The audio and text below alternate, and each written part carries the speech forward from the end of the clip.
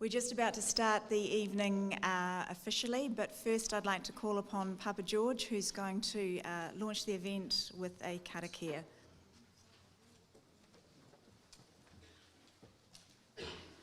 Tēnā rā tātou. Aha koe kiri mai tuaki nei he reo, he manu kōrero o te marae o te rere atu kāhia. E tuaki nei, e mihi atu nei. Nō reire e huri ngā whakaro ki te rungarawa. Mō ana manaakitanga uwhi ki runga i a tātou. Anō hoki ki ngā mate o te rā, o te wā, o te wiki, o te marama. E whakaro tono ana, e mihi tono ana. Kia koutou rā, ngā he unuhanga taniwha, ngā taniwha kua tau mai nei, e noho aki nei, e mihi tonu kia tātou. I represent our local marae here at Katikati, Te Rere Atu Kāhia. Our three marae of this district work together. We have Ngāti Te Wai at Tuapiro, and also Ngai Taufao at Otawhiwhi Marae. So mine is the voice that welcomes you three times to our great occasion tonight. Wonderful to see so many people to listen to what our candidates have to say, and also just so that we can start with our karakia, I'd like to call upon Rion from Otawhiwhi Marae. Kia tuku atu tātātini karakia, kia ora tātou.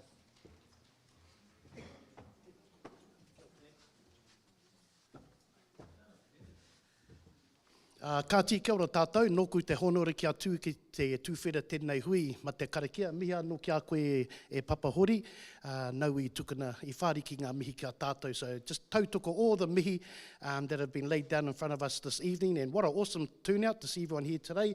All the best to the candidates also for this evening. So my job is to have a karakia, start us off on the right note, nō reira me karakia tātou. He honare he korori ki tātua he mau ngā rongo ki te whenua whakaro pai ki ngā tangata katoa. Hanga e te ātua he ngā kauhau ki roto ki tēnā ki tēnō mātou whakatongia tō wairua tapu. Hei āwhina, hei tohu a mātou, hei ako hoki tātou I roto I ngā kōrero e whai ake nei. Ake, āmini. Kia ora tātou. Kia ora Papa George, kia ora Rion. Thank you very much. Well, with that, tēnā koutou katoa, and welcome to tonight's Meet the Candidates event for the Katikati Waihī Beach candidates. Greetings to everyone who's joined out here in person. We've got a great turnout, and also, of course, to the people following us from home on the live stream. These debates are proudly hosted by Western Bay of Plenty Council, District Council, and they're an amazing opportunity for you to meet the people who want to represent you, learn more about them, and do your part in democracy. So thank you very much for everyone who's attended. This is the Council's first ever debate series, so it's wonderful to be part of this. I'm your MC for the evening. My name's Lisa Glass. I'm an emergency manager with Civil Defence, and I also, once upon a time, was a journalist. Please don't hold that against me. Right, so before we introduce you to tonight's candidates, I'm going to quickly run you through the health and safety. This is a school hall, so the toilets are boys and girls behind you. If we do have a fire alarm, we will exit very calmly and respectfully through the nearest exit out to the car park, well away from any buildings. And because I'm with Civil Defence, if we have an earthquake, we stop, drop and cover. Right. Now, for those of you who are watching online, there will be an opportunity to get more involved, so I'll tell you about that shortly. But first, let me introduce you to our lovely candidates here tonight. So, raise your hand and say g'day as we come along the line to John Clements, James Denyer, Anne Henry, Donna Hanna, Richard Logan. G'day. Oh, you're out of order, sorry. Out of order, Mr. Speaker. Rodney Joyce and Alan Soul. Aye. All right. We do have one candidate, Sarah Elliott Warren, who sends her apologies for tonight's debate. She was unable to make it. There are some seats up the front here, sir. We also have candidates here from the Bay of Plenty Regional Council Western Bay candidates. We've got Jane Nees, We've got Sean Newland at the back there, and Ken Shirley. Here we go. And these three will have an opportunity to speak to you briefly later on in the evening. Now, let me tell you what's going to happen. It's going to be fast, hopefully not furious, and very entertaining and informative. First thing we're going to do is go through a getting to know the candidates round. Each candidate is going to select 2 mystery questions from in here, even I don't know what they are, and they're going to only have 1 minute to answer them. We've got a very stern timekeeper lady, please hold your hand up, very stern, look at that, who's going to be keeping them to 1 minute for everything. These are reasonably light-hearted questions, and they will, give you an insight into the character of these people, which I'm sure is not in doubt. The next thing we're going to be doing, is called Your Take on the District. In that, we've got 4 questions on important matters that affect the Bay now and into the future, and all candidates are going to respond to those questions before we move on. Some of them have actually come directly from residents, so for those who submitted a question for consideration, thank you very much for taking the time to do so, and we will name the people who have asked those questions as we move through them. Then we'll have a very brief intermission, during which time you'll be able to vote on the theme for the next section, which is Imagine If. So in that situation, you'll be voting on a scenario-based question that the candidates will get to respond to. You'll have options and you get to choose what it is. Now, when you came in, you see a little bit of paper, which is your link to do that vote. If you're watching from home, you can also log on to slido.com and do it through there using the code, which is not up there, but that's okay, 2064022, and that code will be made available to you later on. Voting's actually open now if you're watching at home, so if you do want to look at those questions, have a think about what you'd like these people to answer, please go ahead. To finish off the evening, we'll have a quick fire round of questions where the candidates will have to answer either yes or no, no maybes, no yes buts, to a range of questions with relevant issues for everybody. And then we'll have another poll that will open up where you get to decide who of these lovely people did the best job on the night. I'm sure it'll be a very difficult choice because they'll all perform brilliantly. So, first up, the Getting to Know the Candidates section. So each of these lovely people, actually, you're not going to come up, I'm going to come to you. I think it's easier if I come to you. So each of you are going to choose 2 questions from here, one at a time. I'm going to ask those questions. You haven't seen them, I haven't seen them. You'll have 1 minute to respond. We've synchronised our watches and we're good to go. So starting with John.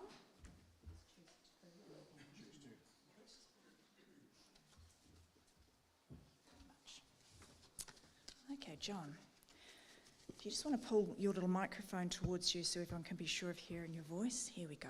Is it on or off? Oh, I wouldn't. He doesn't need to do anything. No, do not touch it. Okay. Right, so here's your question, John. Have you been, this is actually 2 questions. Have you been to the Western Bay Museum and why should we protect our history? Your question, 1 minute now. Yes, I have been to the Western Bay Museum, and in fact a regular visitor. My wife's very actively involved in research as well as being involved in the history, so therefore, and it's a pleasure. Why should we protect our history? Well, at the start of COVID, I got involved in doing a tourism to actually bring the economic development into the region. And we found 100 sites, and in fact, part of it was in fact around the history. It was amazing that we went back 500 years and looking at what was the history of the region, and we tried to put it onto an app so that the wider community of New Zealand could actually really appreciate the depth and wealth of history within this region. Thank you very much. That was very beautifully timed. Oh, I see. All right. You've actually, that's okay. So, I'm just going to ask you one other question then, and then we're going to move on. Are you a beach or a swimming pool person?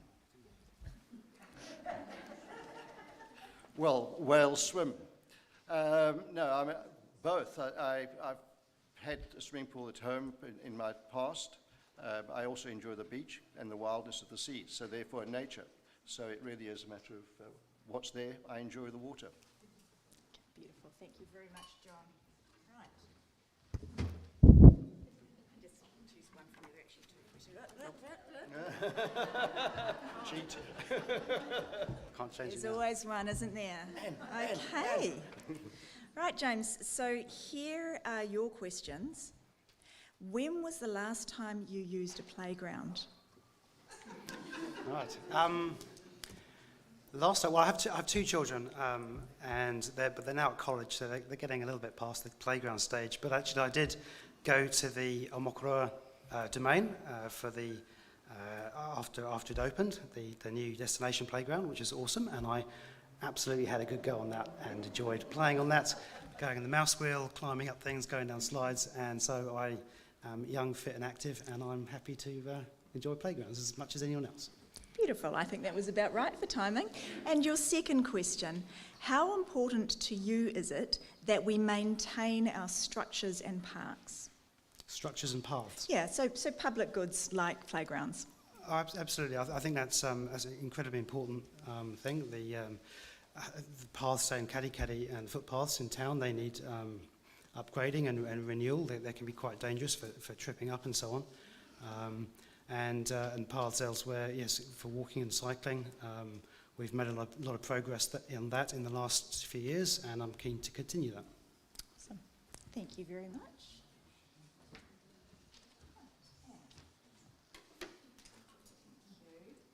Very classily done. Oh, Anne. Oh. Have you ever been freedom camping? Freedom camping? No, I don't think I have been freedom camping, but I have been camping. Shall I talk about that? Go on. You've got about 40 seconds.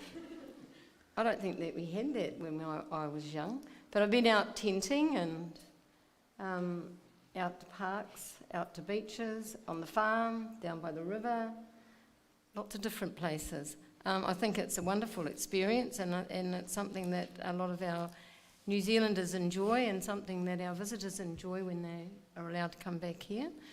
Yeah.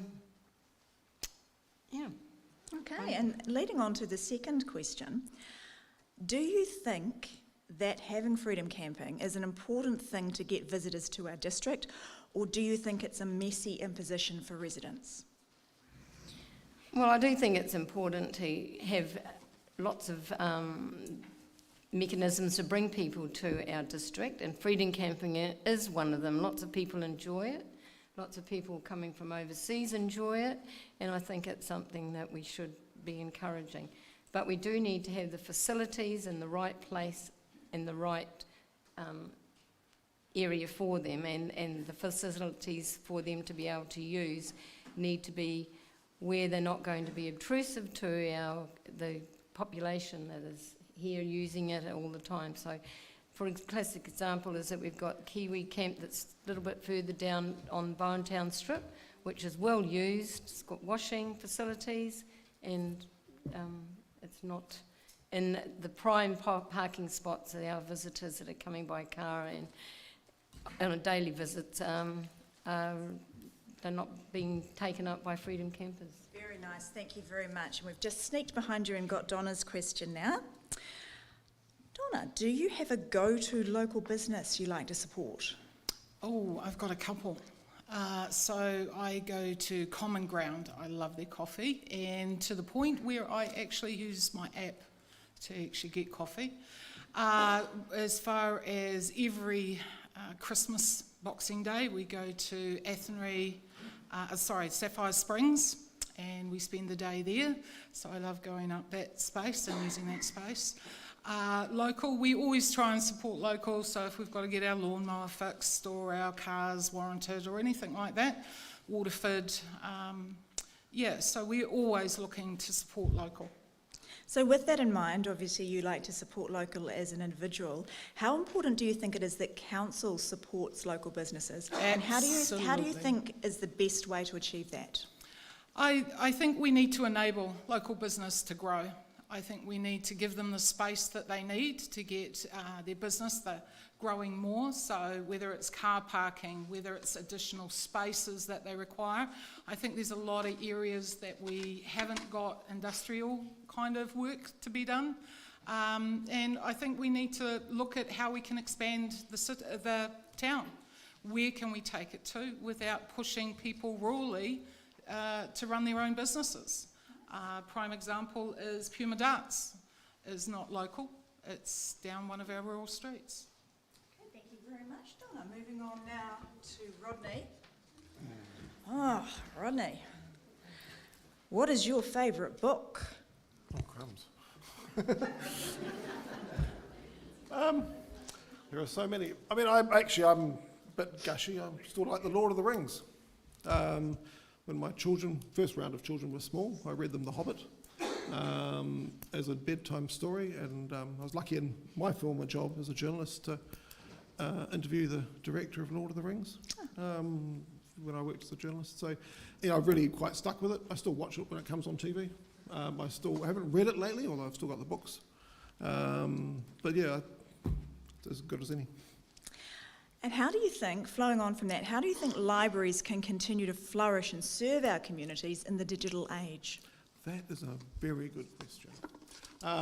So I was in the library the other day, and now that I have a 1-year-old again, I was sort of thinking, well, have to start thinking about playgrounds and which playground I like, and how the library can help him. We're trying to read some books, but obviously, we can't have all the books in the world, so we need to have an access to that. I think we need to focus our libraries on getting people in the door a bit more. So what I know they're doing down in Hastings is a lot of events, and I know that's been done a bit here as well. Making sure people feel the library actually speaks to them rather than the traditional sort of repository of knowledge. Focus our resources. There's a lot of DVDs down there. Are people borrowing the DVDs? If they are, that's great. If not, then it's time to move on. Are there lots of magazines down there that people are actually reading? Okay, well, don't take the resources away, but reallocate them to what can be done to make the library more vibrant and more fitting with what people need. I think it does need a good look at what the libraries are doing, and I think we need to learn from what other people are doing as well.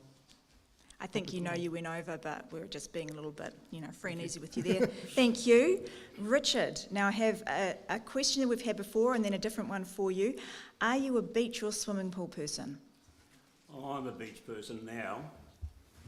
As a kid, I was a pool person, of course. I think it's something that's more appealing. Well, to me, it was more appealing as a child and a young person. But now, it amounts to I couldn't swim a length if I tried, probably. I haven't swum seriously like that for some time.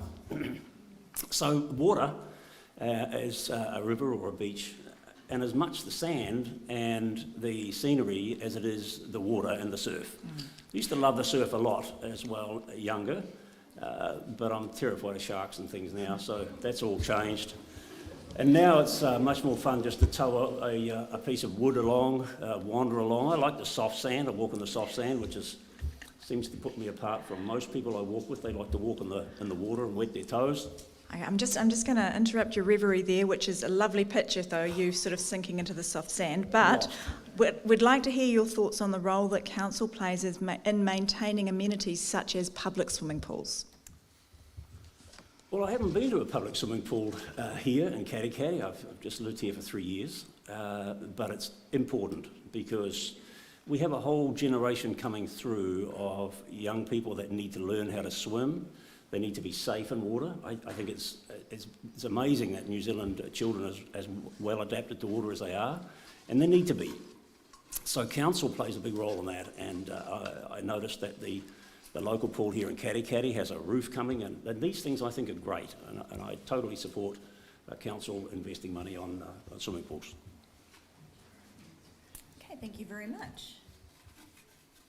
Now, we may have some of the same questions, but I'm sure that Alan will give us a very unique answer. Alan, when was the last time you used a playground? Right. Actually, it was about 2 years ago. I had a good slide. I enjoy playgrounds as far as they're a bit of fun. So, Wow. schools are playgrounds too, obviously.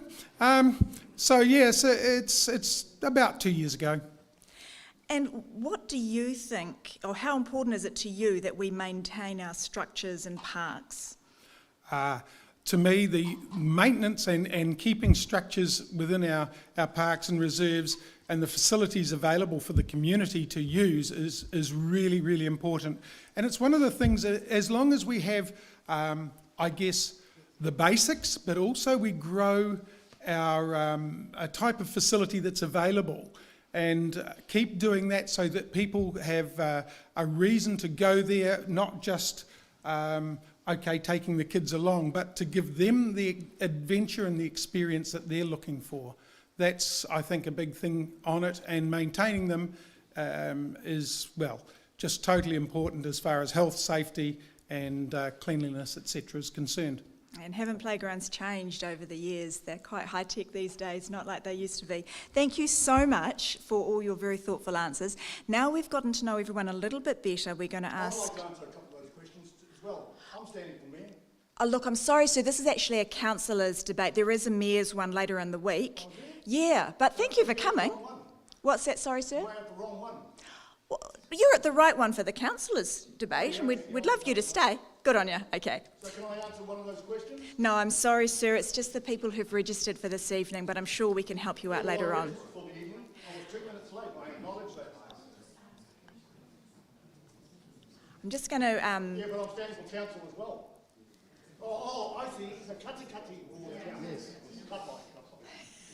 I don't think I need to be here. Oh, no, please stay. You've already given us, a nice little... Did anybody open up with a Katikati? We did, sir. Yes, we did. We did. Kia ora. Okay, we'll carry on. Thank you very much. Right. So, this is what happens when you live stream and come out in person to a live event. You don't get this if you're just going to a boring meeting, do you? So, well done. Right, so these are the questions that are going to be asking a little bit grittier questions that show where you stand on issues in the community. And these are the ones that were submitted by community members, so thank you very much. Our first one is from Tony Nightingale. And what we're going to do, every person on the table here is going to have 2 minutes to answer. We'll get everyone to answer the question and we'll stagger it down so so the person on the end doesn't always have the have everything said before you get to them. So the first question is from Tony Nightingale, and Tony asks, if you're an existing councillor, what individual action of yours has most benefited the ratepayer pensioners of Katikati? If you are a new hopeful candidate, what do you intend to do to benefit the ratepayer pensioners in Katikati? And we'll start with John. Take a moment if you like, because it requires a wee bit of thought.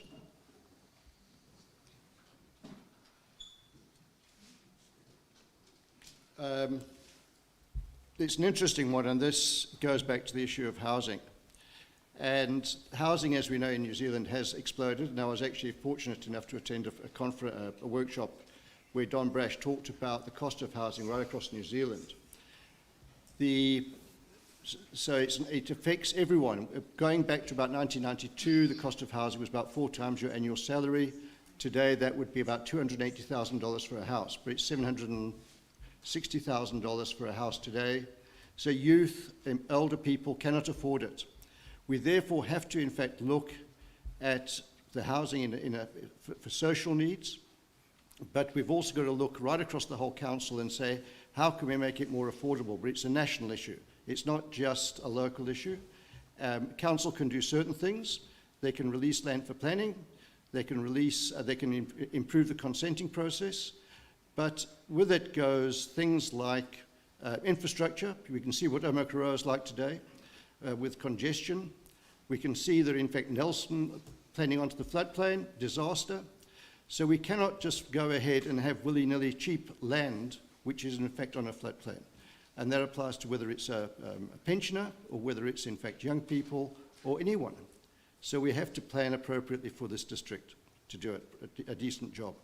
Okay, that feels like a good 2 minutes, doesn't it? Thank you very much. James, same question. So talking about what you either have or would do to benefit the ratepayer pensioners of Katikati. Yeah, so I'll touch on the housing point, which John raised, and there, because I'm existing councillor, I have, or we did, progress redevelopment of elder housing.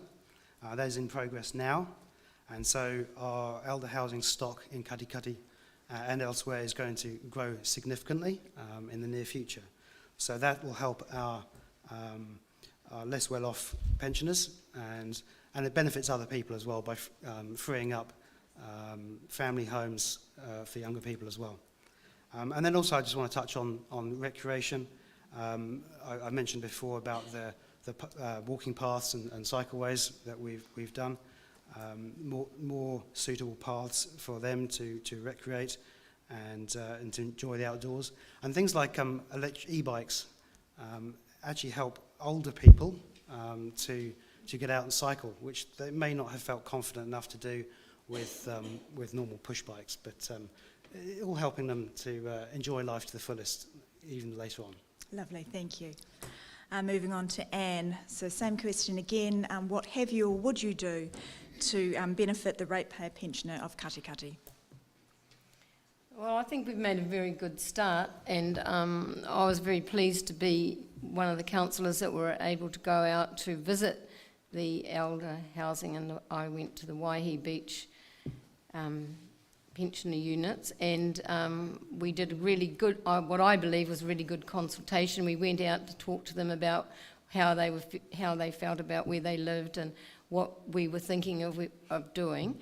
And I probably should have preceded that. I was very proud of the council around the table. I can't say I'm always that proud of them. But anyway, in this instance, it was a 100% agreement that we all felt that we would support the people that had contributed to our community and were less fortunate than many of us are. And so that was the decision that we made, to go and look at our housing stock and see what we could do with them. We had got them up to healthy home standard, but we couldn't develop them any further than that. And so I am pleased to see that it's already started in Beach Road with the new units that are going in there, and probably we will look at evaluating the units that we have now, because as you have probably noticed where they are, there is a lot of land that could be utilised for more. So that's something that I think that has been very good in it and for our community. Thank you very much, Anne. Moving on to Donna, thank you. Donna, again, what individual action of yours has most benefited the ratepayer pensioners of Katikati? Obviously, you know, times are very tough for people on fixed incomes at the moment. Absolutely. So, no, I'm not an existing councillor, so I'm new to it. Quite frankly, I look at our rates and our pensioners, and it's hard. It's hard for them.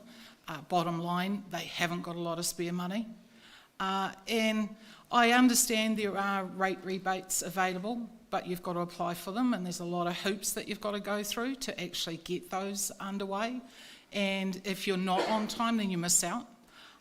There's a lot of misnomer about when you can apply for those and when they actually kick in, because it's done over your whole rates and not your divided rates. And I know this because I used to work in the library for 3.5 years, so we did a lot of rate rebates going through. But I'm also aware that there's a lot of people that don't know about them. And that's a real shame, because you're entitled to it. From going forward, I think, yes, there needs to be a lot of looking at social housing. What we've got out there is not enough.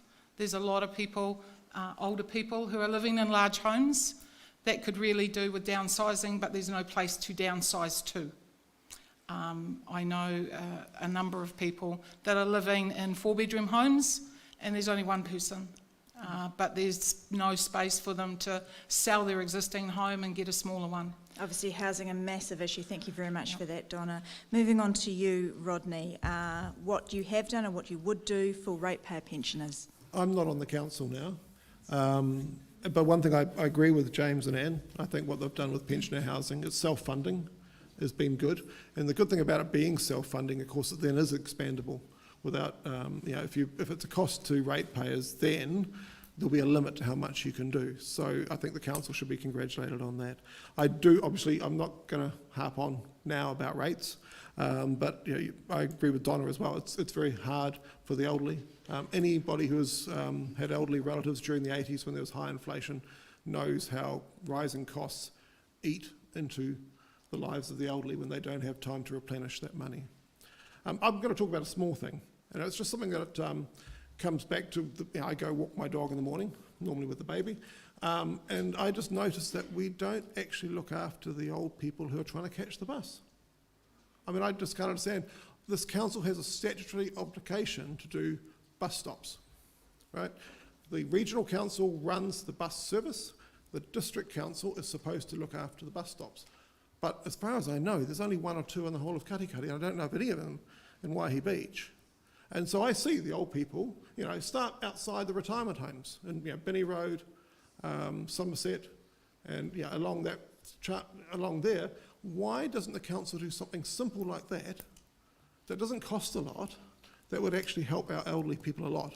All over the district, there are so many retirement homes, so many people catch the bus. Thank you very much, Rodney. Great point about public transport. Thank you very much. Right, moving on now to Richard. Same question. What have you done or would you do to benefit ratepayer pensioners of Katikati? We've had housing, we've had public transport. Do you have any other thoughts? Well, thank you. I'm not a current councillor, so I'm talking about what I would intend to do.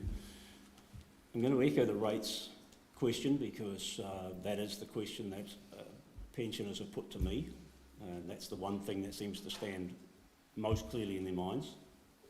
We're looking for rate restraint.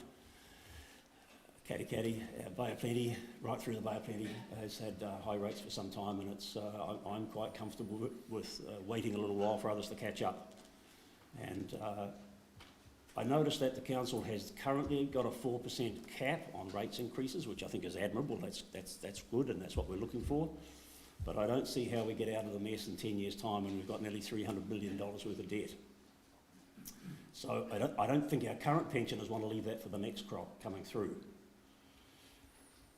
I thought too of the easy access to transport, public transport, and not just looking after or thinking about those, and housing, and not just thinking about those that are in the lower income bracket or the lower socioeconomic brackets. There's a wide range of people on a pension and a wide range of ages.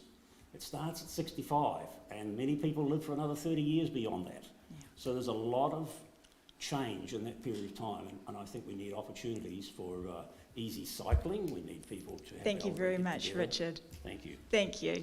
Lucky last, Alan, same question. I hope you still got something left on your list there. Okay, yes, look, thanks for that. As far as I am a councillor, I've been in council 16 months, so I came in through the by-election. So my time there has been a little bit short and so on. I certainly have supported the pensioner housing and the development that goes on here, and the way the progress is, or it's being structured so that we renew our pensioner housing and increase it. So that's part of where I've been. I am one that definitely asks and has asked in the chamber, what's in it for the pensioner? What's in it for the fixed income earner? That is an area that I certainly stand for and am strong about, and I do and have asked that question already. Not necessarily getting the right answers, but that question is being asked stronger, and if I'm re-elected, that's one of the questions that will be asked. I also have been basically on record as far as I believe in age-friendly communities. And we really need an age-friendly community here in Katikati. I was trying to do it I was focused on it with my time as community board chair in Waihī Beach, but it's a little harder probably to develop that and get it funded.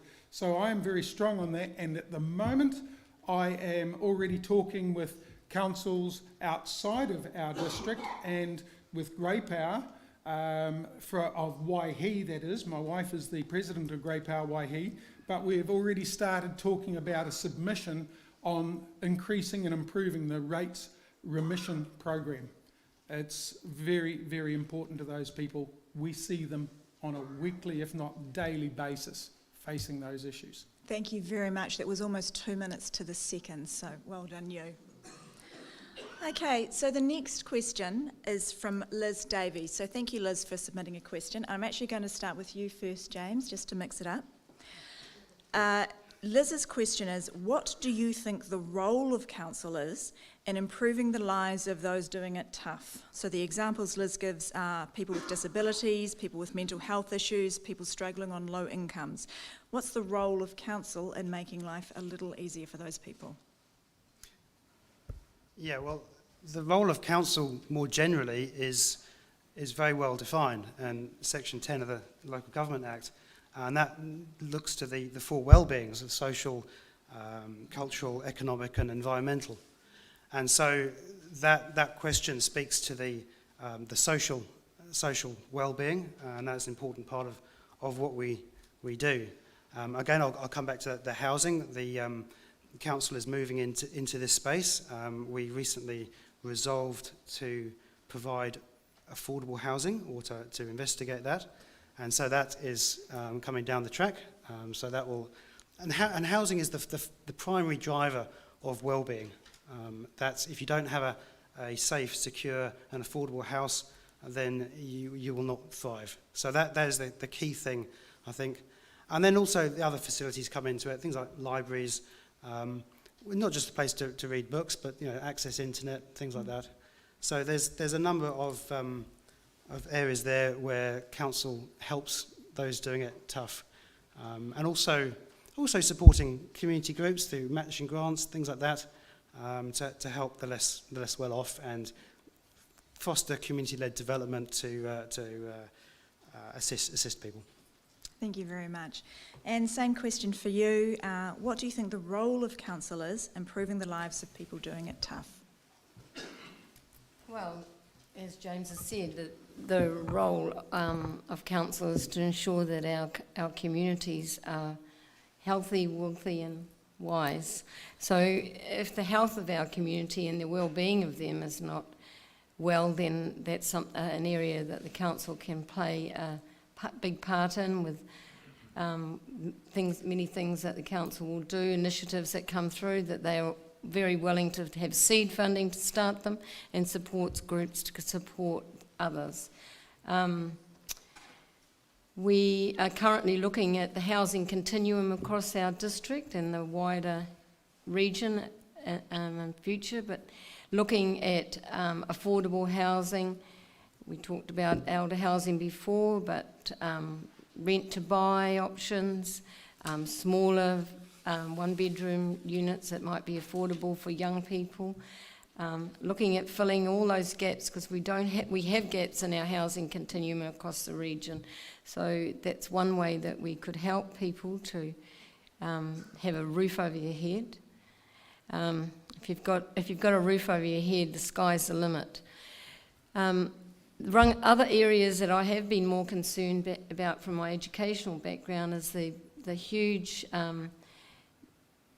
lack of moving out of secondary school and moving into career paths, and that there seems to be a big block there with our young people, and looking at engaging them more and being more supportive and finding more supportive ways to guide them through this passage that they seem to be in at the moment. Whether it's COVID related or not, I don't know.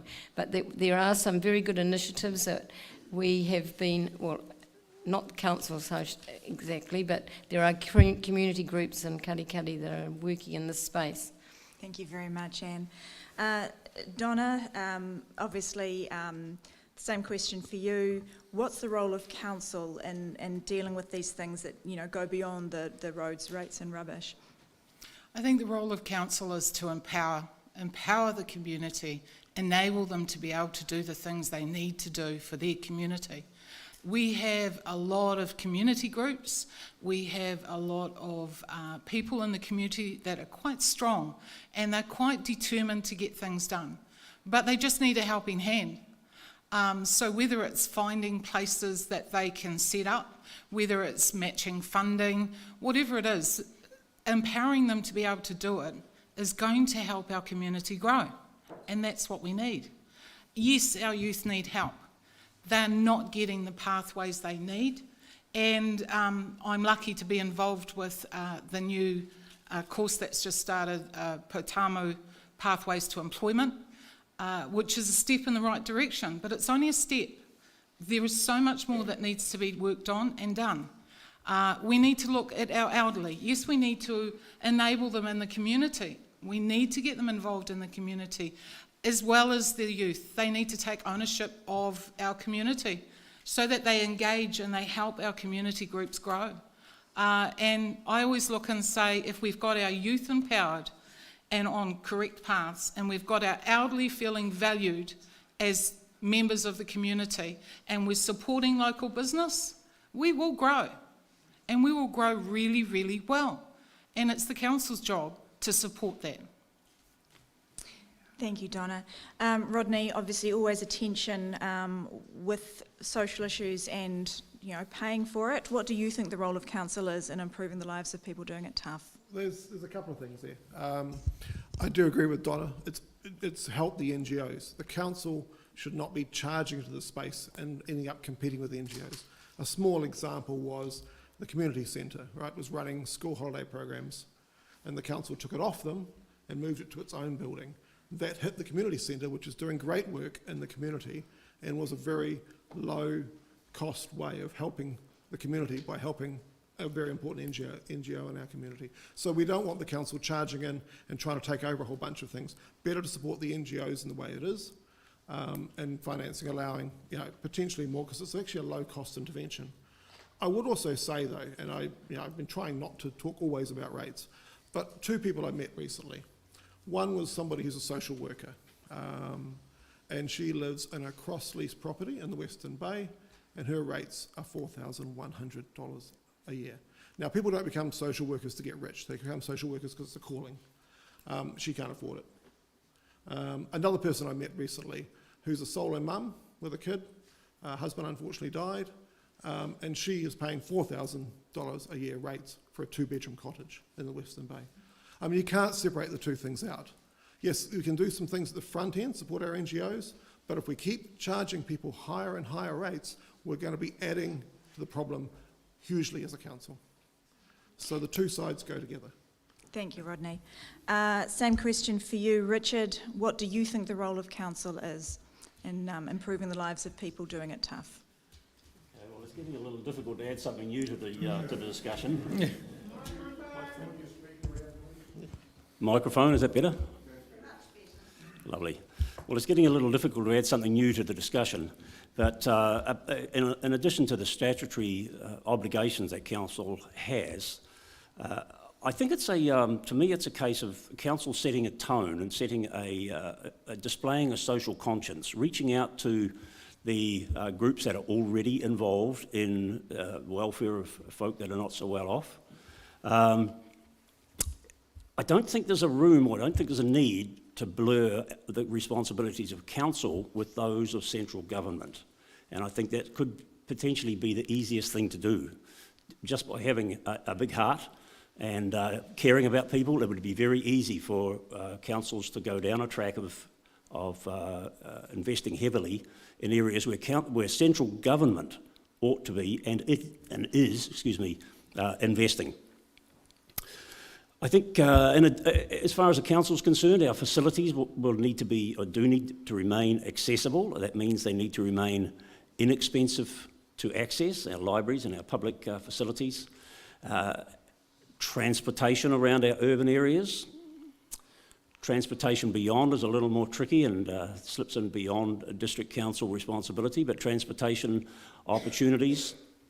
And reaching out, I think in the end, it really is a reaching out to the groups that we have here, be they church groups, be they social groups, be they any kind of group that is interested in those that are not so well off, reaching out and finding out what is required of council, what council could do to help. I don't know that we ought to come in with all the answers without first asking the questions. Thank you very much, Richard. Alan, anything to add there? What do you think the role of council is in improving the lives of those doing it tough? Can I say ditto? Basically, it's pretty well covered, and I have to agree. Things like affordable housing, which we've touched on already, disability access, that's one of the things we've seen some issues or some things being tended to, such as at Waihī Beach, where they put in the sand mats now for people to be able to get out into the ocean and enjoy and swim in the ocean. Now, those sorts of things can really have a big effect on people and how they see their life. It fulfills some of their needs in life. Otherwise, I was looking at some stuff from a survey that council put out to us all, and which covers again what's there, but I'd also said how we work and help facilitate other groups in the community and try to bring them together also. So in other words, we don't duplicate services, but if we can enable and facilitate support groups, and there are many of them that help our community in general, and just try and tie them together a lot more. And just, it's not necessarily even money. At times it's give them a place, a home, find them a building, an office, a place to work from, and then the support by keeping in touch and just helping them grow and put them in touch with other organisations perhaps that are doing that work or fringe into their areas to grow it. Thank you. And John, it's the worst thing is being first and being last. This time you're last. Anything you'd like to add there? Thank you very much, Lisa. Is that on? Can you hear me? Well, there's very little to add to what's been said, but let me just comment on first of all, what really strikes home is the community groups. During the start of COVID, I got involved with Red Cross and with Meals on Wheels and delivering meals, and they did a fantastic service. The other thing, it was going to the people who were in need or in fact housebound, and providing that service was really very inspiring for me. The other thing that I think we can do is in fact empower those community groups. The community groups, there's 80 in Katikati. Many of them involved in garden centres or food, that in fact are providing fantastic services. We need to empower them and actually not take them out. So the challenge for them, though, is in fact getting volunteers. And as we look around this audience, we can see a few grey heads and a few bald heads. And that's one of the challenges. We're getting volunteers. The group is getting older, so we really are struggling for volunteers. And I think it is a community challenge to find volunteers right across within the community. On that as well, and when we talk about those in need, and I think we've got to look at, in fact, each age group, because economic development really is about helping younger people with career paths. And when I say younger, a 45-year-old, even a 45-year-old, still has a career of 20 years ahead of them. So we can't just ignore people in need without looking at jobs and work that's available. We're very fortunate to have a powerful economy around the kiwi fruit, although that's going through a bit of a dip. But in fact, we've got avocados, and we've got to start to network with them and then provide those career paths and for future employment. But here we've just had a season of shortages of workers, and yet we've still got unemployment at the same time. So there's a disconnect in terms of our support systems. But I think a lot has been said. Housing, obviously, but which has all been repeated, so I won't repeat myself on that. But those are things I think we can add to. Excellent. Thank you all very much for those very thoughtful answers. Just to let you know how we're progressing this evening, I have 2 more questions for the full panel, then we'll have a brief intermission. So question 3, I'm actually going to ask of Anne first, and this is one that I'm sure you all have an opinion on. This question is, do you think Council has managed its Three Waters assets appropriately over the past 30 years, and how do you think it compares with other councils?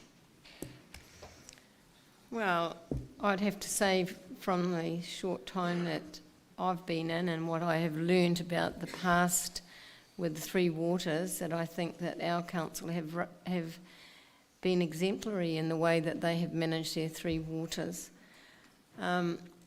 we're in this situation because, for whatever reason, other councils have not been able to manage their water as well as we have. We have had the advantage of being a growth area, which does help.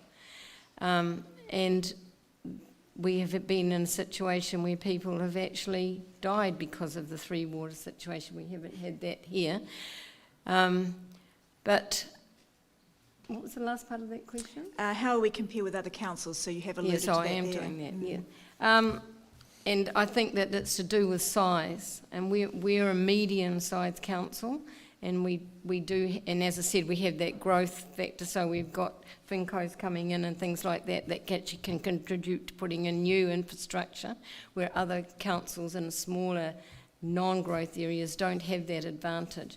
But I think it's a very, very shameful situation that our country has got into, and I don't know whether we're talking about the Three Waters issue, but I am absolutely against that. I think that the regulation part of it has been really, really let our country down, being in the health department, and why that ever got to that situation is very shameful. But that's what we need, regulatory response and enforcing. That's as far as it needs to go. Thank you very much, Anne. Moving to you, Donna, I'll ask the question again. Do you think Council has managed its Three Waters assets appropriately over the past 30 years, and how do you think it compares with other councils? I think we've managed it very, very well. I think we've been on track. I think we've had the luxury of having one of the most highest rates in the country. That has given the ability to be able to do the work and the infrastructure that needed to be done. I think that's attributed greatly to our current state of having a very good system. However, that also means that compared to other towns, they haven't done quite so well. And while I agree that we've done really, really well, we can't really sit and go, we're a great nation, if we're not prepared for every single person in this nation to have clean drinking water. I'm sorry, but we're not a third world country. It's not okay for people to get poisoned. It's not okay for you to travel and have to take your water because you're not sure whether it's safe where you go. In New Zealand, and that's what's currently in place. There are places you cannot go without taking your own water. That's shocking for New Zealand. You expect that overseas, you don't expect that here. And I think something needs to be done. I'm not sure what, but I think it's something that is realistically needs to be done. So no, I'm not particularly happy that they want to claim our assets and make it all under one. But I also am not particularly happy that I have to carry bottled water if I want to travel around the country. So I guess that's what we've got to address. Thank you very much, Donna. Moving on to you, Rodney. How do you think Council has managed its Three Waters assets? It's an interesting week. It's an interesting week to ask this question, isn't it? With the Katikati outfall having a bit of a problem. I mean, to be honest, and people who've been here longer than me will know more, we were late to the party. One of the reasons why our infrastructure is in such good shape is because we did it very late. It's not easy. It's one of the reasons why we'll never have the lowest rates in the country, because we're spread across such a wide area. Interesting, when I've spoken to councillors, so they agree with the line. The council says it quite often in its publications that our infrastructure is in great shape. But they always say, yeah, but the Katikati outfall. And I'm not trying to be opportunistic with what happened this week. But there is actually, it's not perfect, our infrastructure, and that is probably the part that needs a bit of work. In terms of Three Waters, we have done most of the work here, and we will be losing out if this goes through. It probably will, unfortunately. I'm with the Auditor General, who's an independent officer of Parliament, who says this doesn't work, and he has no axe to grind. He's not on one side or the other side. He has no politics involved, and he is go read his submission. It's very undemocratic. I think it's bad for council, it's bad for ratepayers. I actually think it's bad for iwi, but I accept that iwi have to make their own decision about that. They don't need it from me. But you know, if you've got the same control as council and council's got none, then you're getting 50% of nothing. This thing is being driven by large multinational companies. Are we better than other councils? Yes, we often are. I sat in on council meetings in Wellington in the 80s when Sir James Belich was mayor. I was a journalist. And I remember the engineers saying to the council then, you need to spend more money on this problem here in Katikati. That, you know, I say, some of the existing councillors have told me, you know, that is something we haven't dealt with and we need to deal with that. Okay, I'm going to stop you there, Rodney. Okay. We've just gone over, thank you. Slight deviation from the question, but I suppose it's pretty tempting because it is a contentious issue. Moving on to you, Richard, do you think the council has managed its three water assets appropriately over the past 30 years, and how do we compare? Well, I can really only judge on what I can see now. I haven't been here for 30 years, so I don't know how it's gone in the past, but I do know that there has been a considerable investment 10, 12 years ago. And as everybody else has said, they've done a great job. I think this would be hard to argue that there is serious flaws in the Western Bay of Plenty water infrastructure. Notwithstanding that there may be an issue, but you know, every time you drive a new car off a new lot, it's wearing, and all assets wear, all infrastructure wears, and it all needs maintenance. And the fact that some councils have overlooked that in favour of other projects, perhaps it's time for some of the other cities to add $1,000 a year to their rates, like has been happening here, and see how they go for the next 10 years, paying down a nice loan to sort the infrastructure in some of the other cities that are in dire trouble. Perhaps there's a need for more financial assistance, but I think in Katikati, I have no problem at all with what's been done. I had, in fact, a personal reason to speak with the Three Waters crew here, to do with our body corporate, and got excellent assistance. So good, in fact, and I've only done this 3 or 4 times in my life, that I wrote to council to pass on my praise and thanks for the good job well done. So I think Katikati, Bay of Plenty has done very, very well to date. Thank you very much. Alan? Yeah, right. For me, yes. This council and previous councils have done a darn good job on our Three Waters infrastructure. Yes, Katikati has a problem, and that has been, we've been aware of that, and unfortunately it's sprung a leak, shall we say, today or this week. But you have been part of why it succeeded. You've stood up and you've managed, and somehow, under great duress, probably at times, and suffrage, paid your rates. Our councils, for the last few years, have planned and put in place the structures to keep renewing and replacing and so on the infrastructure that we have. They don't just leave it and let it, oh dear, the world's fallen apart. They've been very good about pumps and water mains and so on. And there's still a lot more work to be done, but it's in a system of replacement and renewals, etc. The thing is, I guess there is a fourth water, and it's one that I referred to just earlier when I was speaking, and that's really how your eyes are going to water when we get the bill for the Katikati outfall, or how we deal with it. So tears are another water that we may have. Hey, we're all in it together. It's being managed by clever, smart people that will do their best and will talk with you and let you know what's happening. Thank you very much. John, is there anything you'd care to add about how the council's managed its assets and how this council compares with other councils, perhaps around the region or around the country? Thanks, Lisa. The assets are well maintained. One cannot deny that. Despite what's happened this last week, we're in a good position. Compared to other councils, we are better, obviously, than a number of other councils. But it has come at a cost, and in fact the ratepayer is the cost. So we cannot deny that, in fact, and so it's really a balance. But that argues to the point we should therefore not be transferring our assets into a centralised unit where we do not know whether our assets will be properly maintained or not. In fact, it's mostly highly unlikely we'll ever get the same level of service by Entity B, an Orwellian concept that in fact is unbelievable. But we should not therefore be transferring those assets to someone else when we cannot guarantee the level of service that we have currently. Besides that, I think we've also got to look at, in fact, that transfer is going to incur about $24 million worth of lost revenue. Say 15 million goes into the Three Waters, 10 million goes into services that you and I enjoy around this community.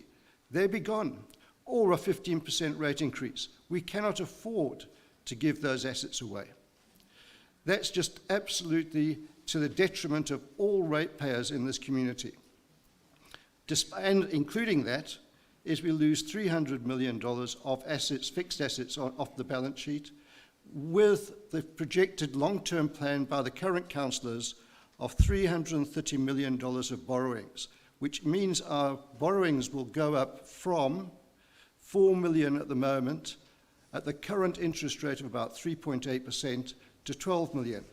Inflation at 6.1%, inflation will go up, push interest rates higher. We cannot afford to give those assets away. Okay, I'm going to stop you there, John. You've had 2 minutes.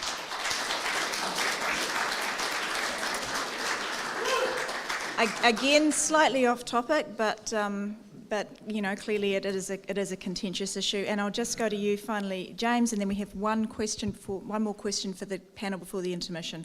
So, do you think council has managed the assets appropriately, and how do we compare with other councils?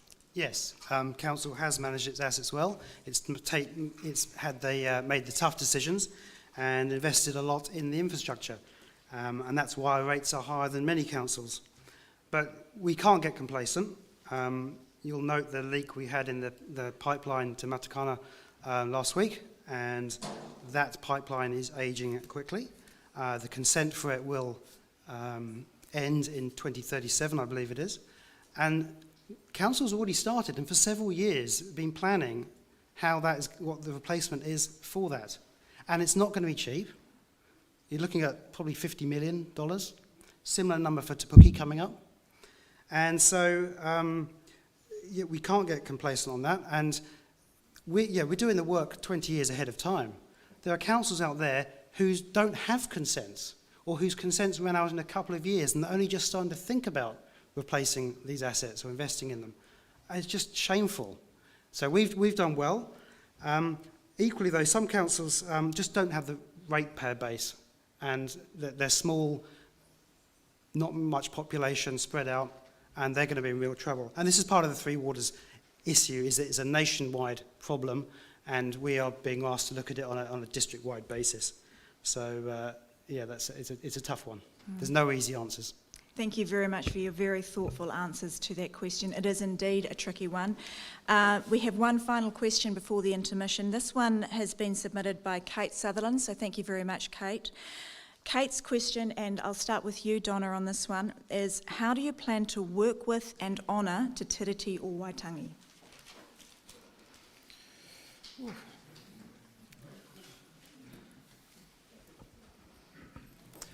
I guess what we need to look at is how we can work together, how we can talk to the tāngata whenua and work with them without overshadowing them and saying this is the way we do things.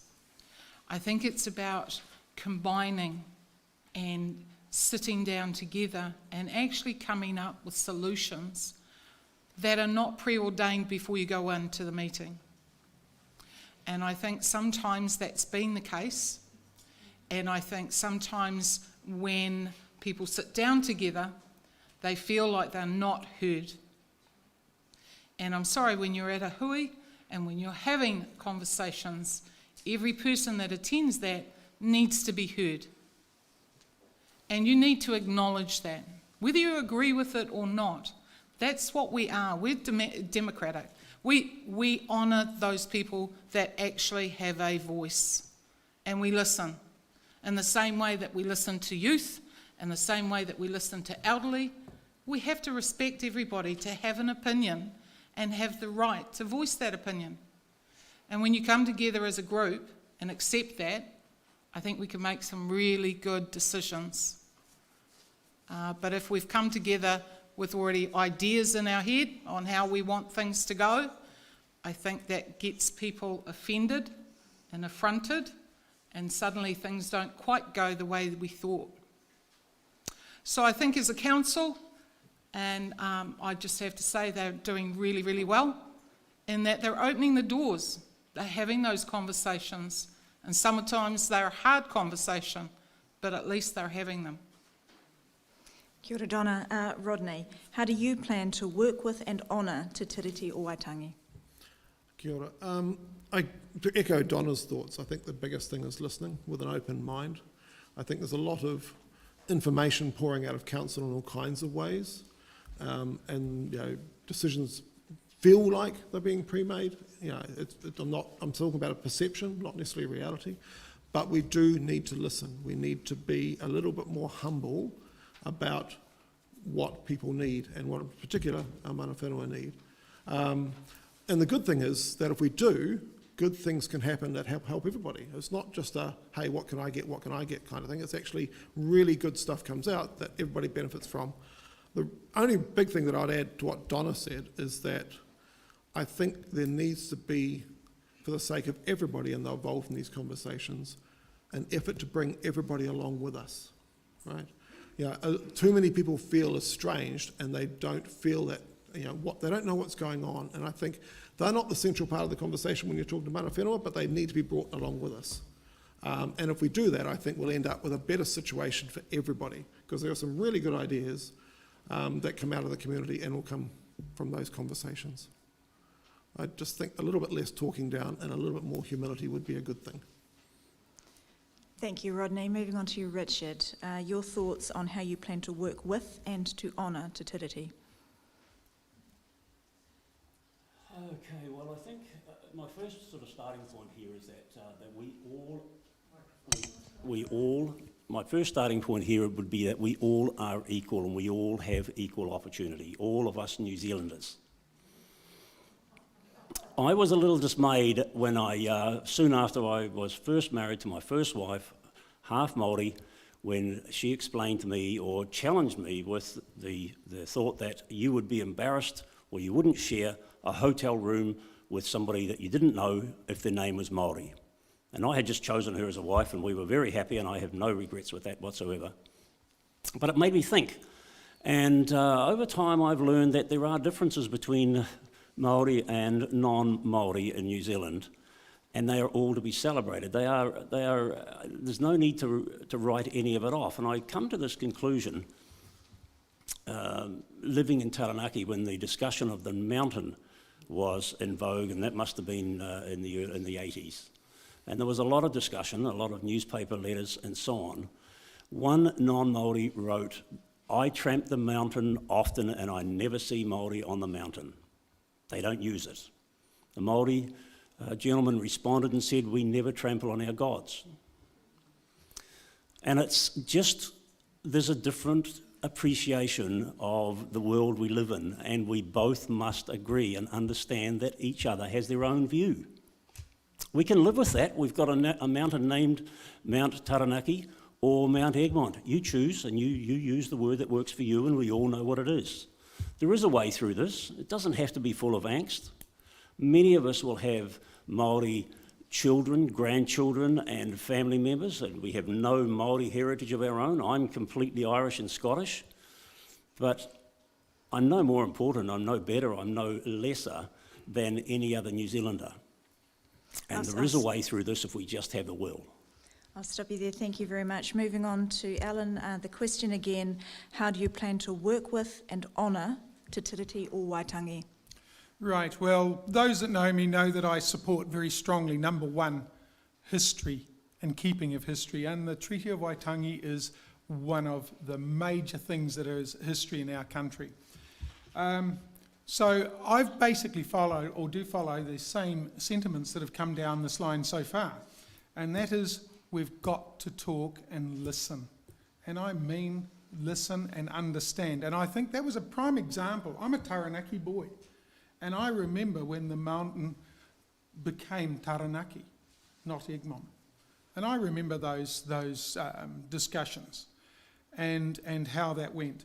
So to me, it showed a way of working through these things together, not as individuals or separate, but together. And so for me, it's to come to an agreement that there is history, there is basically, I guess, our ways of living, that there are some differences between how Māori see the history and the tikanga and how Europeans do. We've got to bring them together, work together, and go together out to work with the treaty and the way it establishes things within our world. Thank you. Moving on to you, John. Again, the question from Kate Sutherland: how do you plan to work with and to honour Te Tiriti o Waitangi? Thanks very much, Lisa. The question is about how sensitive we are towards each other. And I think that, in fact, that's always been an important issue, that we've got to listen. But that doesn't mean we have to, in fact,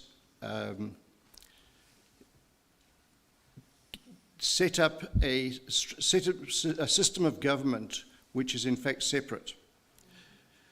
So we always have to be culturally sensitive, we always have to acknowledge it. Now, you know, my background, I've been involved in industrial relations with 13 tribes in South Africa, so therefore I know about cultural sensitivity. I've been involved and with extremes groups, both left and right. I've worked in Asia, so therefore dealing with cultural diversity is kind of normal, and in fact, I don't find the challenge difficult. Listening, being culturally aware, is just part of what my background is. So we have to, in fact, listen to the Treaty of Waitangi, and one of the clause 3 of the treaty said that we are all equal. And I think when you look at the diverse population, it was one of the most visionary documents you could ever produce. Thinking of the British Queen treating everyone equally at the time is amazing. We are now a totally different society. We're very multicultural. We now need to treat everyone equally and in fact move to the future in a very positive way. We can do it. We can build those bridges right across the whole community and in fact be extremely successful. It requires will, it requires patience, but in fact we can do it. The real elephant in the room, and I think we've got to, is what no one's talking about, is the issue of partnership. What does that actually mean? Partnership can mean so many things. It's thrown around in a very loose way. It has certain meanings in some conversations. We can be partners, but it's a power issue that we need to clarify for the future of New Zealand. Thank you. Thank you, John.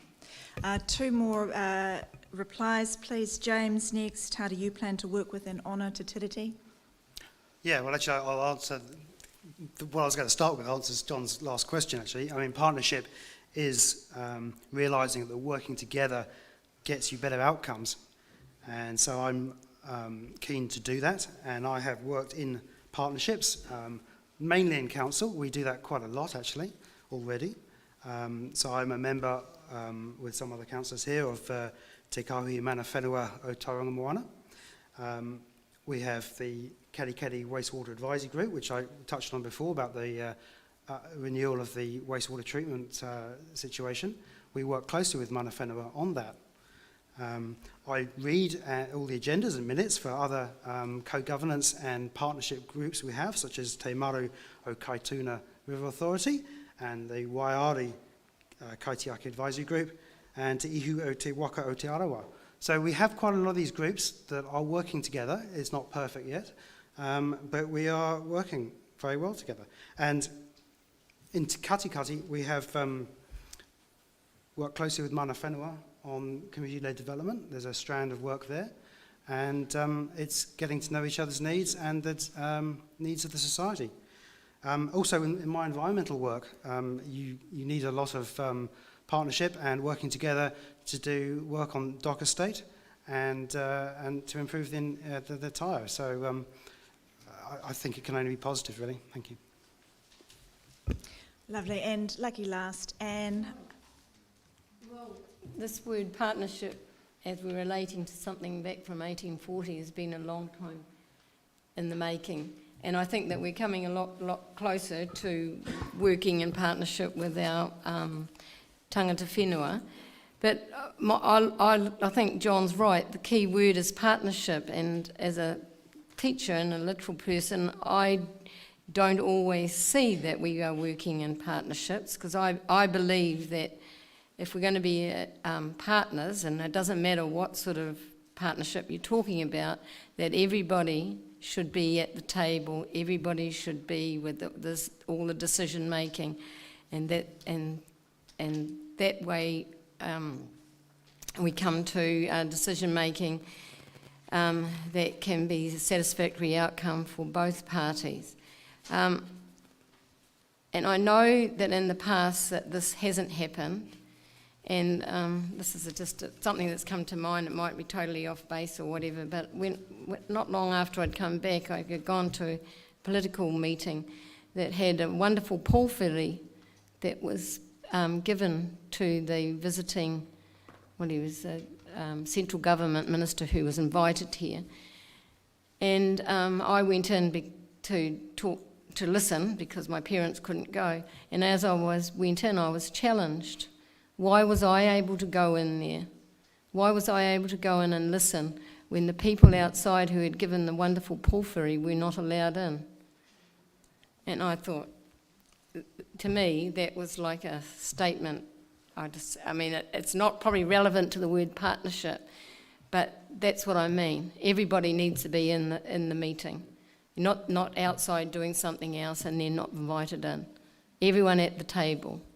If you're a partner, you're there at the beginning, you're there at every decision making, and when the decision comes through, you stand there and you're very pleased with how the outcomes come. Thank you very much. Now we're going to give these lovely people just a few moments to have a drink of water, and there's a couple of things that are happening in this brief intermission, which will only be 5 minutes long. Our Slido poll will be open, so those of you watching at home can go to slido.com, pop in the event code 20640022. Those of you here in the room, the little bit of paper that's on your seat, you can just scan that QR code, or you can, if you want to, just go on your phone to slido.com. Now what you can do there is choose one of 4 questions which will be asked of the candidates in the next round. Those questions are a hypothetical, imagine if, and you can vote, and when we get the results of that, that is the question that we will be asking. So you've got 4 options. In the meantime, what we're now going to do is invite our Bay of Plenty Regional Council candidates to come up and speak to you just for a minute each. So we're inviting Jane, Sean and Ken, the Western Bay candidates for the Bay of Plenty Regional Council, to each just have a brief time to introduce themselves and why they're standing. First up, we've got Jane.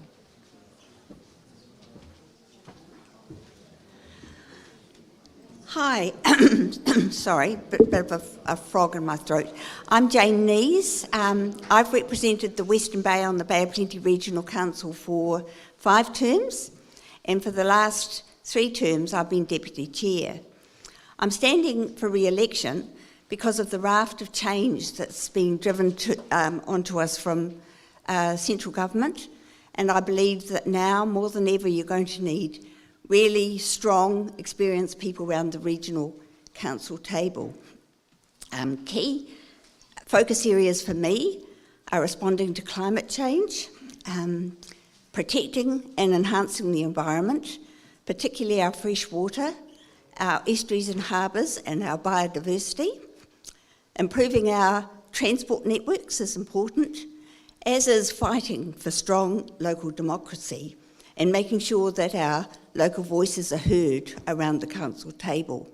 And lastly, working very closely together with our communities, our community groups and our neighbouring councils to try and help them achieve their aspirations. Lastly, I have a website, janenees.co.nz, and I invite you to have a look at that because that will give you a good idea of who I am, what my position is on many issues, what my experience is, and why you should vote for me. So thanks.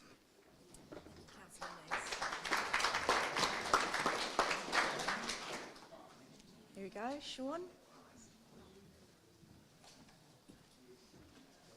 Oh, you're right, sorry.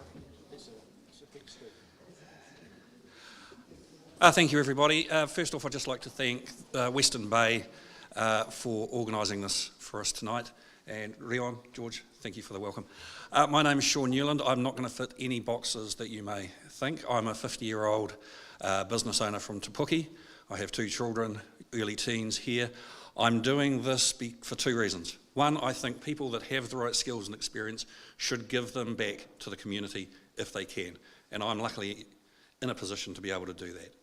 Secondly, with Norm standing down, I felt that it was important that there was someone putting themselves forward for the Regional Council that came from rural communities, that understands horticulture, that understands the primary sector and has a very deep understanding of resource management. What is my background? I grew up in rural Hawke's Bay. I did a science degree. I've worked for 25 years, mostly in resource management with the primary sector out of Wellington in national and international leadership roles. I have worked with every regional council in New Zealand apart from West Coast, and that was through Meat and Wool New Zealand, Fonterra and MAF. I know biosecurity, I know water allocation and quality, I know restoration. I led the catchment restoration for the Waikato River Authority over there, so that's $220 million worth of funding into restoration projects to protect and restore the river. And I know business. I was a business director for Becker Consulting here in Tauranga for many years. I think it's important that we put ourselves forward. I think I have a skill set that will allow me to add real value around the council table, and I understand governance. So I've been, as I said, a business director for Becker. I've been appointed to 2 establishment boards for schools here in the Bay of Plenty, Taumata and Te Manawa o Papamoa. And I was also Todd Muller's electorate chair for 7 years, working with him on 2 campaigns. Thank you for the opportunity to talk to you. And my Facebook page is down on my big sign at the end. And if you have a look at that, or you have a look at Policy New Zealand, you'll see where my position is on a whole range of things. Thank you. Thank you, Sean. And Ken, are you able to come up and give us a quick word? Please do watch your step. Every single person just about who's come up has tripped on the top one.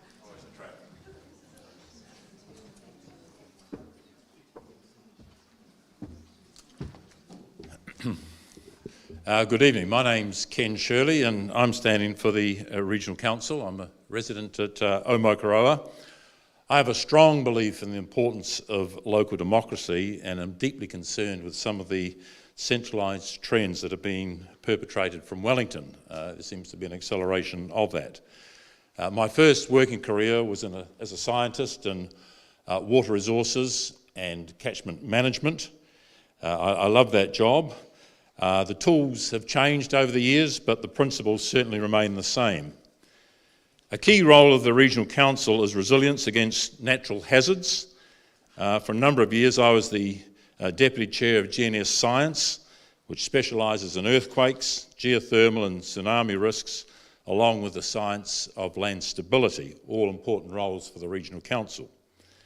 I've served as CEO of 4 national industry associations with strong connections to the Bay of Plenty. I was CEO of the New Zealand Forest Owners Association, Organics Aotearoa New Zealand, with the key backers there driving it for sustainable land management from Zespri, Fonterra and Comvita. I was CEO for the last 10 years up until moving to Omokoroa of the Land Transport Forum, which is the national body for transport, freight and the roading network. And certainly we have a lot of roading issues confronting our region. In the past I have served as a Member of Parliament for over a 21-year period and have chaired numerous parliamentary select committees. I've served as the Minister of the Crown, holding portfolios in forestry, agriculture, fisheries and health.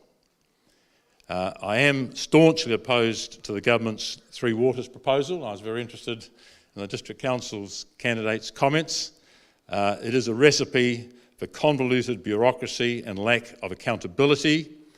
The ownership proposal is a farce, and the local communities will have no effective say and no effective control whatsoever. So I'm asking you for your vote, and I really look forward to serving on the Regional Council. Thank you very much.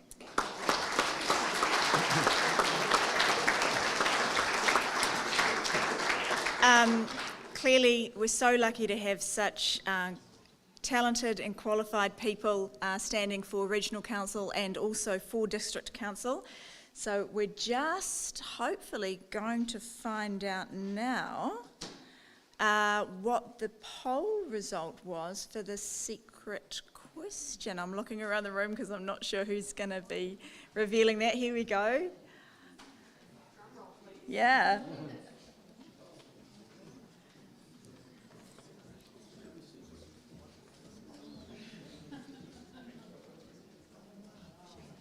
Oh wow. Okay. So there were four options. A question on housing and growth, which got 12% of the vote. A question on business and economy, 19%. Climate action, 19%. Is that right? Yeah, 2 on 19%. And the one that was on 50%, transport and roads. So that is the question we will be asking our candidates this evening. Candidates, you'll each have 2 minutes to respond to the following question. And I'm going to start in alphabetical order, I think. How are we going to go? So we're going to start with John. The theme is transport and roads. Here is your scenario. Waka Kotahi, the Land Transport Agency, has announced it's going to scrap its... This is just a hypothetical, by the way. Has announced it's going to scrap its State Highway 2 Safety Boost Median Barriers project and wants new ideas for enhancing safety. As a councillor, how will you balance your important stakeholder relationships to ensure a new solution is achieved? There's a very mean person who thought up this question. So I'm just going to give you a little bit of time to think. Just let me know, John, when you're ready, because it's... Can you repeat the question, please? I will repeat the question. Thank you, James. Waka Kotahi has announced it is going to scrap its State Highway 2 Safety Boost Median Barriers project and wants new ideas for enhancing safety. How will you balance your important stakeholder relationships to make sure a new solution is achieved? You good? All right. Okay. Thanks, Lisa, and whoever asked that question, I'll talk to you later. But luckily, the missing piece of that whole equation is, in fact, there's no budget mentioned. Therefore, I'm going to put a budget or leave the budget question and take advantage of that gap. The real solution in terms of that safety is, in fact, the median barrier is not a popular concept. And in fact, I was down in Plumbers Point yesterday looking at, in fact, and if someone's coming out to Fairview, they're going to have to drive 6 kilometres south to, in fact, get 7 kilometres back into Katikati. So it really is quite therefore I think there'll be celebrations rather than tears. The challenge, though, is, in fact, how do we keep safety? Well, I have a recommendation, and that is that we upgrade State Highway 2 all the way through to Auckland and make it the third leg of this whole trip. That in fact, the bypass is well beyond its sell-by date. We should have had a bypass around Katikati to make it safer, both for the town community and for road users. We should in fact try and, the road, many of the bridges are not fit for the next 100 years, or in fact the past 100 years. They're narrow. So we actually need to widen all of those bridges. And bearing in mind, I did say there was no budget on this, so therefore, I'm just taking advantage. But in fact, the bridges are, and in fact, if we have to take climate change and 1.5 meters of sea level rises, then in fact, some of them will be underwater. And if we had a tsunami, we would not have safe exits out of many of the villages we have around or community living areas. So we need to rethink our safety barriers. We can put in the highways with 80 kilometres an hour. If anyone drives to Auckland on a regular basis, you know that it's in fact 80 kilometres is fairly hard work. So widening those roads is fine, and in fact keep greater policing and inspection and control to make sure people obey the rules. But if anyone drives up into Auckland, between here and Waihī, it's 5 o'clock in the morning, there is 20 trucks. So every hour, 20 to 100 trucks, 1,000 trucks go. Sorry. I was trying to subtly just give you the word. Okay, it is a complicated situation and it's a complicated scenario, so I'll just read it again for you, James. Sorry, no need. No, you're good? Okay. Yeah. Well, let me fill the numbers in for you, John. The safety barriers work is a $101 million budget. The budget for the Katikati bypass is about $100 million. Yep. I've always argued, if you're given the choice, which one would you go for? I mean, it's a pretty obvious choice for most people. The trouble is, on the government's GPS, the government policy statement, they're all after safety. It's road to zero. And the question is about how would you improve safety?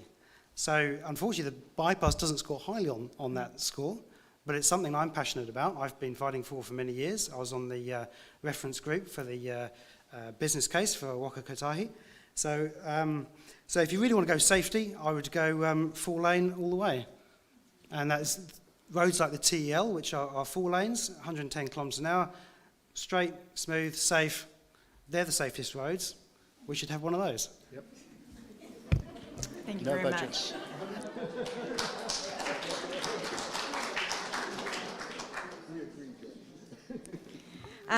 Some great solutions coming up here. I just will remind you that the question is, how will you balance your important stakeholder relationships to ensure a new solution is achieved? So moving on to Anne now. With that, Waka Kotahi has scrapped the State Highway 2 median barriers. How will you balance those relationships to find a new solution? Oh, that would be the partnership we're talking about. We get around the table and talk about it, and hopefully we come up with a successful agreement about what we're going to do. I have concerns about the cheese cutters going down the middle of the road. I have great concern. I do concur with the safety of the sides of the roads. Many of our roads have got quite a big drop-off, so widening the shoulder was a good idea, and putting the barriers so if people went off veered off, that they would bounce back onto the road and not end up in the ditch like many of my friends have over the years. So we are going to have more roundabouts, and I think that the roundabouts will slow traffic down. So I am concerned about the amount of inconvenience that the people that are living on State Highway 2 and that strip, the inconvenience that they're going to have every time they go out of their driveway, depending where they are, whether they turn left or right. So can we come to some solution about I believe that the number of roundabouts, and that's what we were told at one point, the number of roundabouts will actually slow the traffic down. So I would try and advocate that we actually don't need the cheese cutters in the middle. Let's just see how that goes first before we go ahead with that part. Thank you, Anne. Moving on to Donna. Again, State Highway 2 median barriers project scrapped. They want new ideas. How are you going to balance those important stakeholder relationships? Okay, first off, if they got rid of them, yay. Thank goodness for that. I have worked for a number of years on the St John's ambulance and seen lots of accidents. They're not a good solution. I'm sorry, they're not. When you deal with the carnage from them, they're not a good solution. Yes, they are a barrier. Yes, they stop oncoming, but that doesn't stop the carnage. I'm sorry, it just doesn't. So anyway, moving forward, if money was no object, absolutely 4 lanes all the way. But the reality from our point of view, we know those roads are no good. We know there's a problem with them. You can see what they're trying to do further into Tauranga with the bypass that they're doing at the moment that's coming out near Te Puna. From my point of view, I've always believed that we need a second alternative road. We don't have it. If there's an accident somewhere between Katikati and Tauranga, you're stuck. You've got to go round Paeroa and over the Kaimos. There's no way through. That just does not make sense. We need to have alternatives. And sorry, but that's where we need to be looking. We need to go, you know what, if there's an accident, how do we still get to work? How do we get all our workers into Tauranga? I've been stuck a number of times where the only way is to drive all the way round. And that makes no sense for people who are trying to get to work. So from my point of view, it would be, let's look at alternatives. Let's look at another way of getting to and from that doesn't require us all being on the same piece of road at the same time. Thank you, Donna. Rodney, would you like the question again, or are you okay to go? Fine, I think. Stakeholders, well, I've just heard from the 3 regional council candidates. Guess what? The bypass stops at the regional council at the moment. They won't even prioritise it. And I think I know why. Because no matter what you do on the road between Tauranga and Katikati, at the end of it, you still have the Karangahaki Gorge. Right? In terms of a major arterial route, there is no future in State Highway 2 coming out this way, because you're still going to end up at the Karangahaki Gorge. Unless we do a Japan, and I've lived in Japan, and put a motorway right down the middle of the gorge, and nobody wants that, then we're going to have to do something different. And that's why when people come out, mayoral campaigns in particular, and say, I support the Katikati bypass, but there is no money for it. And the reason there is no money for it is because it doesn't actually solve the bigger problem. So I went along to one of those Wakakatahi open days at Fairview. And I have a lot of pet theories, sorry about that, but I sort of said to him, hang on, if I look at the roads that you're building up from Tauranga out this way, and then I look at what you're doing over in Te Aroha, you're building towards a tunnel, aren't you? And he smiled and turned away. He wouldn't answer me. You know, if he thought I was an idiot, he would have said so, I'm sure. So the real answer, which would solve a lot more of these problems, it's a big question, and it's big money. I mean, we did decide we weren't doing budget. But I do think in terms of stakeholder relationships, we need to start with the regional council, work out what is the plan. Because the plan that's been put up for so many years, nobody outside Katikati is willing to pay for it. And we can't afford to pay for it. So what do? And you keep hitting your head against that brick wall, but if you expect a different result, you're not going to get it. So I think we need to step back, work with Wakakatahi, work with the regional council, because they set the regional transport priorities, and sort of go, okay, if plan A that we want is not going to happen, what can we do about plan B? Thank you very much. Richard. Would you like the question again, or are you good? Let's see how I go. Well, first of all, I assume we all know that the state highway is in fact not a district council responsibility. This is something that central government through Waka Kotahi is responsible to maintain and look after and keep it functioning as it should do. However, it is used by a lot of our stakeholders, and I'm assuming for this purpose that our stakeholders are ratepayers and residents within our district. And it is a major inconvenience to many of our stakeholders. So coming up with some ideas is probably worthwhile, particularly if Waka Kotahi is just going to shuck off their responsibilities at the flip of a pen, like it sounds like the question suggests. I've lived in Canada. Some people won't like this idea, but this is an idea. I lived in Canada where secondary highways were speed rated to 70 kilometres an hour. Now, we whined and moaned when it was reduced from 100 to 80, but you know, the death rate has gone down, and you can't argue with statistics. And when a highway is reduced to 70 kilometres an hour, what happens is even the slowest vehicle is going the same speed as all of the others. And the problem with safety on a highway is that speed differential between vehicles causes accidents. Now, we lived, I'm going to say, 50 kilometres from downtown Vancouver, and there were many times when it was as quick and as convenient to take the secondary highway at 70 kilometres an hour as it was to take the major highway, particularly during heavy traffic. So there's lots of different ways of looking at this equation. I don't agree or do not favour the fence down the middle. It will achieve some safety number increases or benefits, but there's many ways of doing it, and if it's $100 million, then there are many options to us. I do favour a bypass through Katikati, not just because of the highway convenience, but also for what it does for our town centre. So there's more to this equation than just getting Auckland traffic to Tauranga quickly. Thank you very much, Richard. Thank you for that. And just same question, Alan, are you good without me repeating it, or would you like me to repeat the question? No, I think I basically got it. I guess, as we often have done, gotten off the track as to the question at times, but this one we went quite well.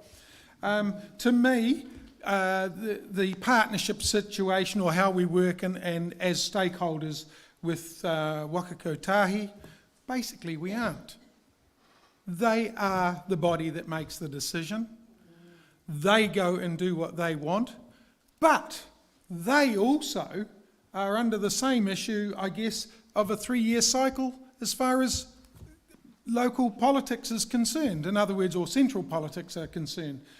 We were having things go ahead, then things change. All of a sudden, priorities change. So to me, it's one of those things. The situation is very difficult for us as a stakeholder, in a sense here, to actually have any grunt. 4-laning would be great. That's what they planned to do initially, and it sounded great. Okay, it's not happening. It's not going to be inexpensive, but I believe if we're going to do something on the road, and I when we were asked about this several years ago, I believed in just widening the road and allowing slower and ag vehicles, etc., to go along the side and let the rest of the people get on with it. They chose sort of to do it. They've sort of widened the road, then put a fence also not only in the middle but down the side. So you don't want to change your wheel if you have a problem, if you can get to it. So that sort of issue is something that really is where I see we've lost our way with an organisation that perhaps just doesn't get the funding it needs to satisfy us all. And the road to zero is just another situation. I don't want it to be me or my family that die, but it's a bit, well, beyond it as an actual goal. The last thing I would say, when we started on this road, or when they started on this road, we have a problem this way. So what did they do? They started that end. You know, to me, I've got a headache. Can I have a plaster for my toe? That's how it's been dealt with. I don't understand them. Thank you very much. Now, we're coming to the tail end of the evening, so I just want to talk you through what's going to happen next. We're going to have a quick fire round. We're going to start with Alan. There'll be half a dozen yes/no questions. No maybes, no it depends. Yes/no questions. Some of them you've already given us your stance on. After that, we'll be opening up, well actually now, a new poll has opened up on Slido for you to vote on which candidate you think performed best tonight. So that's those of you watching the live stream and those of you in the room can all vote on that at the moment. Council will be sharing those results on its Facebook page tomorrow and online at generationchange.nz also tomorrow. So you'll be able to see whether you agree with your neighbour on which of these people has done the best job, although I think you'll agree they all gave it a pretty good shot tonight. Following that, we will be closing off the evening with a karakia. I'm going to ask Papa George if he'll come up again shortly, but first we're going to go through this quick fire round. Now, all you say is yes or no. You're disqualified from the whole election if you say a word other than those two. Okay, starting with Alan. Katikati bypass. Yes. Te Puke bypass. Yes. Yeah, they've got it. Population growth has been positive for the Western Bay. Yes. The youth voice is more important than the senior voice. Sorry, there's got to be grey there. Everybody belongs in this community. Retain community boards. Yes. Thank you very much. Moving along the line to Richard. Just going to mix up the order. Right, Richard, Te Puke bypass. Yes. Population growth has been positive for the Western Bay. Yes. The youth voice is more important than the senior voice. No. Retain community boards. Yes. Katikati bypass, I think you've answered that one. Yes. Rodney, Te Puke bypass. Yes, it's already there. Population growth has been positive for the Western Bay. Yes. The youth voice is more important than the senior voice. No, for the reasons Alan said. Retain community boards. Yes, very much so. Empower them. Katikati bypass. In a perfect world with lots of money, yes, but I don't think it's going to happen. Yeah, What did I say? It depends whether it's a quiz show or you want to know. You know? Donna, Te Puke bypass. Yes, Population growth has been positive for the Western Bay. absolutely yes. The youth voice is more important than the senior voice. No. Retain community boards. Yes. Katikati bypass. Yes. Anne, Te Puke bypass. Yes. Anne, Te Puke bypass. Support the bypass. Yes, Te Puke. Yes. Katikati bypass. Yes. Population growth positive. Yes. Youth voice more important than senior voice. No. Retain community boards. Yes. They've got a lot of things in common. Maybe they should form a coalition. Right. James, Katikati bypass. Yes. Te Puke bypass. Yes. Population growth positive. Yes. Youth voice more important than senior No. voice. Oh, almost got, yeah. Retain community boards. Yes. And John, Katikati bypass. Yes. Te Puke bypass. Yes. Population growth has been positive for the Western Bay. Absolutely, yes. Youth voice more important than the senior voice. Retain community boards. Yes. Okay. Thank you so very much. Now, I'm just going to close off the evening, but there's just a couple of things I want to remind you about. First of all, big round of applause for our fantastic candidates. None of them had these questions ahead of time. They came along, they gave of their time, not knowing what they were going to be asked, and they've all been jolly good sports, so thank you very much. Also thank you to, excuse me, I'm just going to cough. Also thank you to those of us who've joined us online. This is a new way of doing things, and it's fantastic that so many people have come in person and joined us online. There is the new poll now on Slido that you can vote on, that we'll be able to get those results tomorrow. And the most important thing to close off this circle of democracy is voting. So your voting papers will be in the mail from between the 16th and the 21st of September, so about 3 or 4 weeks away. Voting day is on the 8th of October. And Western Bay Plenty District Council is holding a poll party on the 24th of September in 6 different locations across the district. There'll be kai, giveaways, competitions for taking part. Bring your voting papers, do your voting, have some fun, and do your part for democracy. So thank you very much, everyone, for coming, and I'll just invite Papa George up to... Oh, sorry, did you want to say something, John? I'd just like to thank everyone for coming. It really is. You are the most important people in the community in the election. So thank you very much for your time. Thank you. I'm sure all the candidates agree. Thank you, John. If you just close this off. Me hiana kia koe rā Lisa, tēnā koe mō mahi. Tai noa kia koutou rā e ngā kaimahi o te kaunihira. Chris, JH, tēnei te mihi, kia koutou e āhei ana te tahi o te kāinga nei kia tūpēnei ai. I'm just thanking the council for enabling us of the haukainga to open and close in this manner, as in true treaty partnership. Kia kariki ai tātai. Let us pray.